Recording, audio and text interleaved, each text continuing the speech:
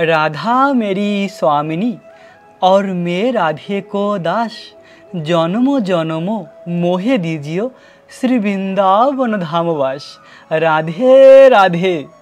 जय जय झूलन যাত্রা মহোৎসব की। प्रिय भक्त, आज আমরা ঝুলন যাত্রা মহোৎসবের অমৃতময় কথা শ্রবণ করব।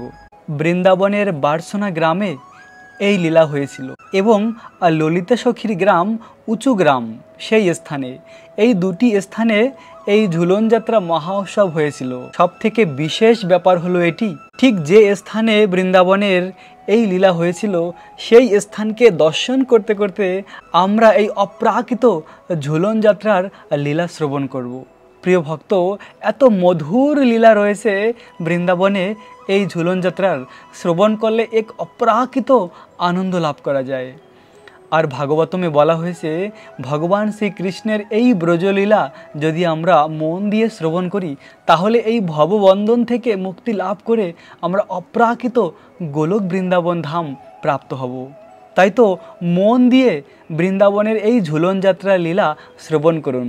শাস্ত্রে বলা হয়েছে, দোলে চ দোল গোবিন্দা, চাপে চ মধুসূদনা, রথে চ বামনাদিষ্টা, পুনর্জন্ম ন বিদ্যতে। এই শ্লোকটির মানে হলো, দোলে চ দোল গোবিন্দা মানে ঝুলার উপরে ভগবান রাধা কৃষ্ণকে ঝুলতে হয়ে এই দৃশ্যকে যে দর্শন করে, যে ভক্তরা এই ঝুলন যাত্রা মহা উৎসবে ভগবানকে ঝুলার উপরে বসিয়ে ঝুলায় আর এই মহা উৎসব পালন করে, তার আর পুনর্জন্ম হয় না।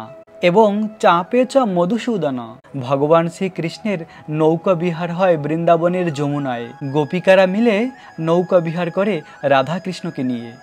তো সেই নৌকার উপরে রাধা কৃষ্ণকে যে দর্শন করে তার আর পুনর্জন্ম হয় না। তারপরে রয়েছে রথে চ বামনাদিষ্টম, পুনর্জন্ম ন বিদ্যতে। ভগবান জগন্নাথ দেবের রথযাত্রার সময় সেই রথের উপরে যদি ভগবান জগন্নাথকে একবার দর্শন করা যায় তাহলে তার আর পুনর্জন্ম হয় না। তাই তো অতি গুরুত্বপূর্ণ এই ঝুলন যাত্রা।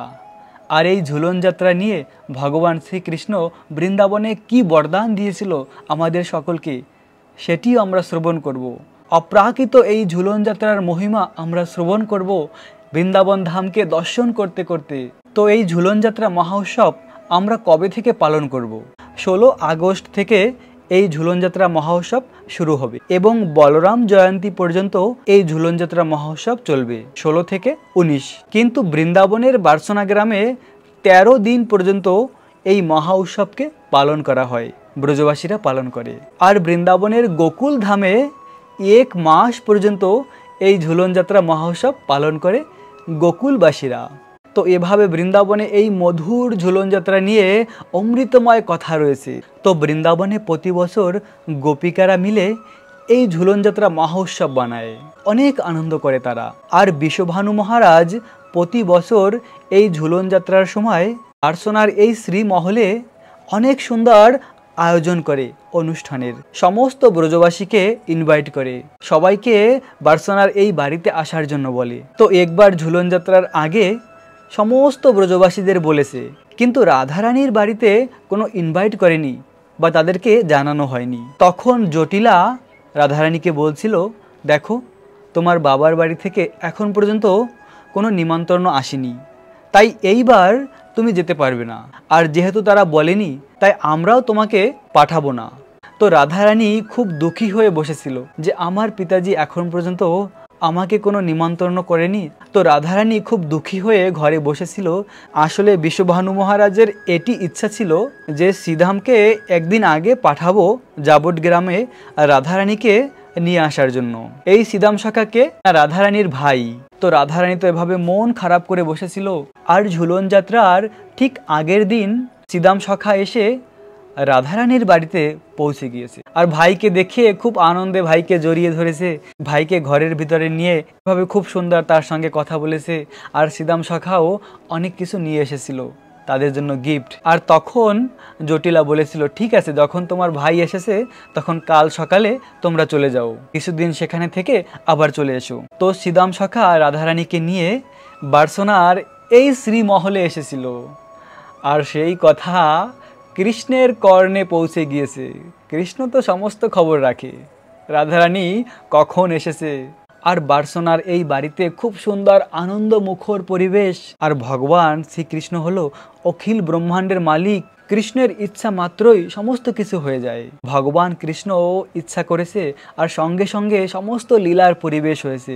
ভগবান কৃষ্ণের অনন্ত শক্তি রয়েছে, তার মধ্যে একটি বিশেষ শক্তি হলো যোগমায়া শক্তি। আর এই যোগমায়া শক্তি পূর্ণমাসী আর বৃন্দাদেবী তুলসী মহারানী পরিচালনা করে। খুব সুন্দর ঝুলা বানিয়েছে, ফুল দিয়ে খুব সুন্দর সেই ঝুলা সাজিয়ে চারদিকে কুঞ্জের মতন বানিয়ে আশেপাশে পাখি ভ্রমর ময়ূররা নৃত্য করে, এরকম অপরূপ সুন্দর পরিবেশ বানিয়েছে মুহূর্তের মধ্যে ভগবান শ্রীকৃষ্ণের ইচ্ছায়। আর বার্সনার এই বাড়িতে রাধারানীর জন্য অনেক সুন্দর এই ঝুলা বানানো হয়েছে আর সেই ঝুলার উপরে রাধারানী বসেছিল। আর এভাবে গোপিকারা পিছন থেকে সেই ঝুলাকে দোল দিচ্ছিল আর রাধারানী খুব আনন্দ পাচ্ছিল।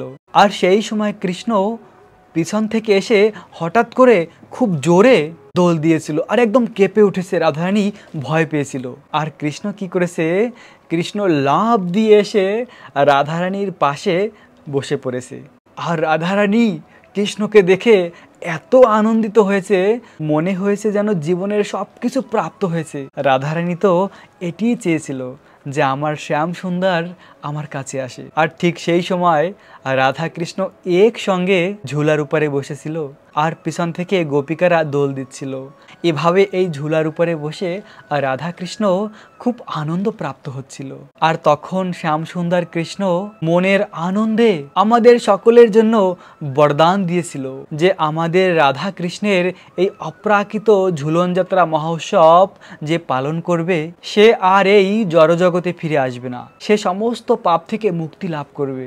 আর সব থেকে বিশেষ বরদান হলো এটি যে ভক্তরা এই ঝুলন যাত্রা মহোৎসব পালন করবে তারা আমার পরম ধাম গোলক বৃন্দাবন প্রাপ্ত হবে। তাই তো আমরাও ঘরে বসে এই ঝুলন যাত্রা মহোৎসব পালন করতে পারি। ঝুলাকে খুব সুন্দর ফুল দিয়ে সাজিয়ে ভগবানের এই ঝুলন যাত্রা মহোৎসব বানাতে পারি। এবং তাছাড়াও এই বৃন্দাবনের অপ্রাকৃত ঝুলন যাত্রার কথামৃত শ্রবণ করুন। ভগবানের এই কথামৃত শ্রবণ করার মাধ্যমেও অপ্রাকৃত আনন্দ লাভ করা যায়। তো প্রিয় ভক্ত, আপনারা ঘরে এই ঝুলন যাত্রা মহোৎসব পালন করতে পারেন। খুব সুন্দর ঝুলা বানিয়ে ফুল দিয়ে সাজিয়ে প্রতিদিন সন্ধ্যার সময় এই ঝুলন যাত্রা মহোৎসব পালন করতে পারেন।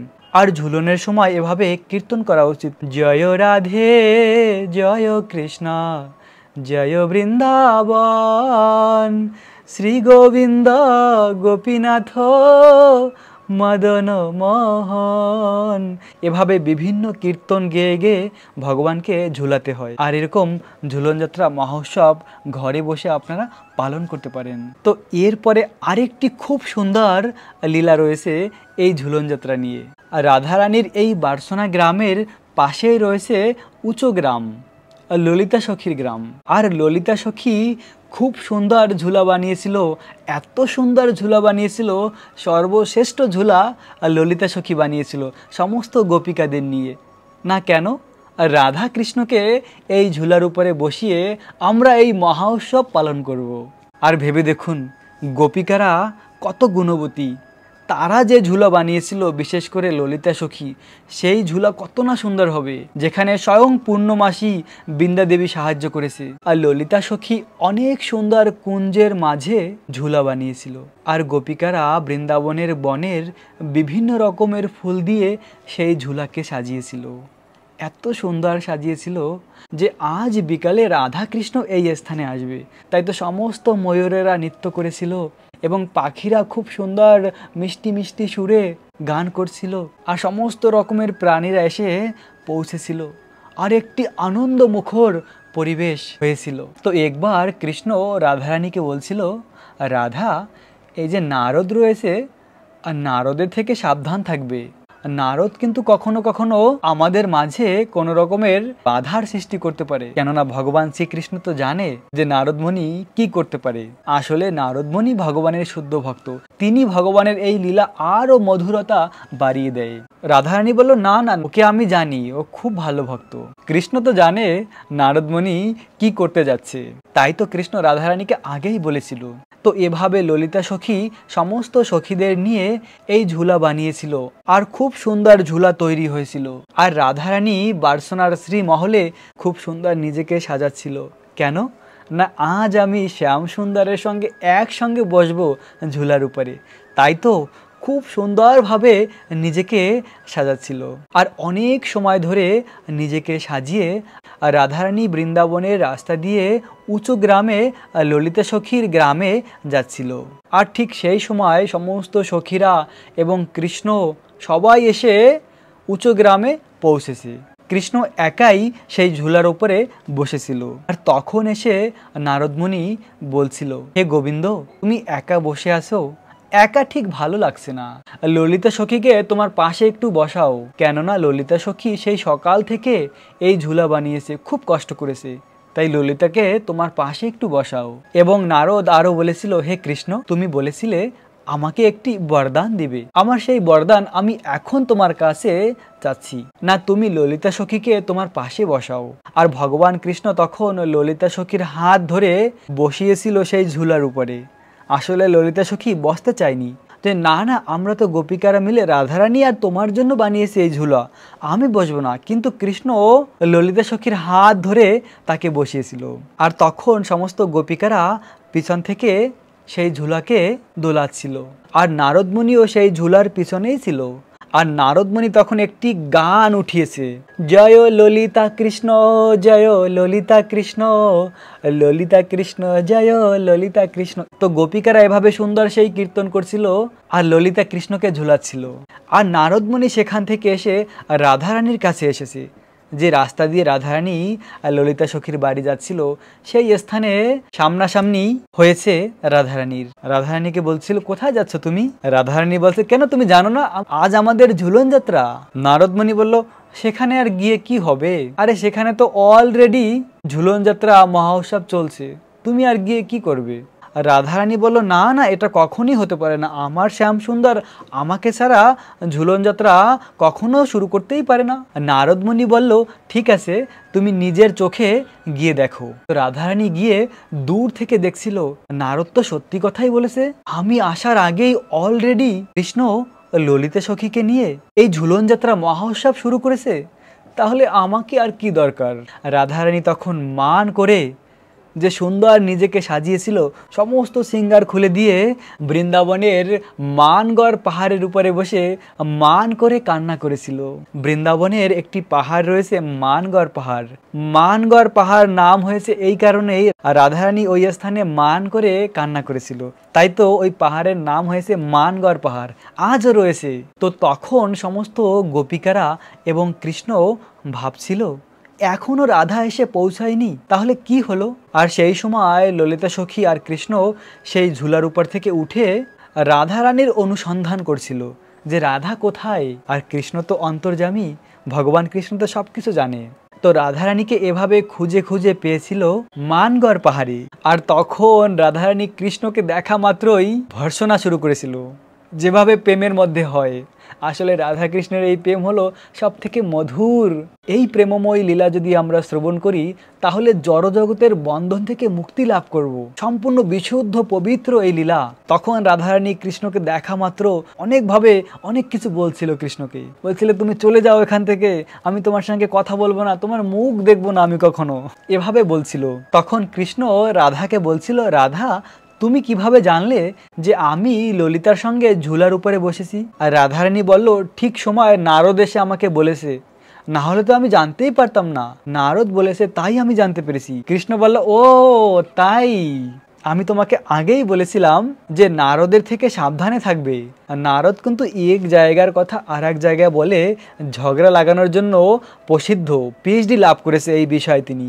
আসলে নারদ আমাদের প্রেমের মধুরতা আরও বাড়ানোর জন্য এরকম করেছে, কেননা মান অভিমানের মাধ্যমে প্রেম আরও গাঢ় হয়। তাই তো হে রাধা, তুমি তোমার মানকে পরিত্যাগ করে চলো উঁচু গ্রামে, সেখানে খুব সুন্দর আমাদের জন্য ঝুলা তৈরি হয়ে রয়েছে, আমরা ঝুলার উপরে বসে ঝুলন যাত্রা মহোৎসব উদযাপন করব। তখন রাধারানী তার মান পরিত্যাগ করে কৃষ্ণের সঙ্গে উঁচু গ্রামের এই সুন্দর ঝুলার উপরে বসে ঝুলন যাত্রা মহোৎসব পালন করেছিল। সেই 5000 বছর আগে বৃন্দাবনে এই ঝুলন যাত্রা শুরু হয়েছিল। আজও বৃন্দাবনে ঝুলন যাত্রা মহা উৎসব উদযাপন করা হয়। কৃষ্ণ যখন বৃন্দাবন ছেড়ে মথুরা যায়, মথুরা থেকে দ্বারকাপুরী, কিন্তু তখনও গোপিকারা এই ঝুলন যাত্রা মহা উৎসব উদযাপন করত। তারা কৃষ্ণের বিরহে থাকতো, সবসময় কৃষ্ণের কথাই চিন্তা করত। গোপিকারা সর্বক্ষণ কৃষ্ণময়, কৃষ্ণের কথাই চিন্তা করত। তাদের প্রাণ ছিল শ্যাম সুন্দর। শ্যাম সুন্দর যদিও বৃন্দাবন ছেড়ে অনেক দূরে রয়েছে, কিন্তু তাও ওই স্থানেই গোপিকারা মিলে সেই সমস্ত লীলা করত, যে সমস্ত লীলা তারা অলরেডি করেছিল কৃষ্ণ থাকাকালীন। তো এভাবে বৃন্দাবনের এই অপ্রাকৃত প্রেম, আসলে ব্রজ গোপিকারা কৃষ্ণকে এতই ভালোবাসে যে তারা এই জগতের সর্বশ্রেষ্ঠ ভক্ত হয়েছে। তাই আমরাও গোপিকারা যেভাবে শিক্ষা দিয়েছে এই শিক্ষাকে আমাদের গ্রহণ করা উচিত। গোপিকারা যেভাবে এই ঝুলন যাত্রা মহা উৎসব উদযাপন করেছে আমাদেরকেও ঠিক তেমনই করা উচিত। তো আমরা ঘরে কিভাবে এই ঝুলন যাত্রা মহা উৎসব উদযাপন করতে পারি, কিভাবে ভগবানকে প্রসন্ন করতে পারি, তো এখন আমরা এই নিয়মগুলি জেনে নেব। কি করণীয় রয়েছে এবং কি কি বিধি নিষেধ রয়েছে। 15 তারিখ থেকেই আমাদের নিরামিষ আহার গ্রহণ করা উচিত, কেননা 15 তারিখে অধিবাস শুরু হবে ঝুলন যাত্রার। আর বৃন্দাবনের বারসোনা গ্রামে 13 দিন পর্যন্ত এই উৎসবের উদযাপন করা হবে। আর বৃন্দাবনের গোকুলে 1 মাস। তো আমরা চাইলে 16 তারিখ থেকে 19 তারিখ পর্যন্ত করতে পারি, বা আমরা 13 দিন পর্যন্ত করতে পারি, যে যেভাবে করতে চান।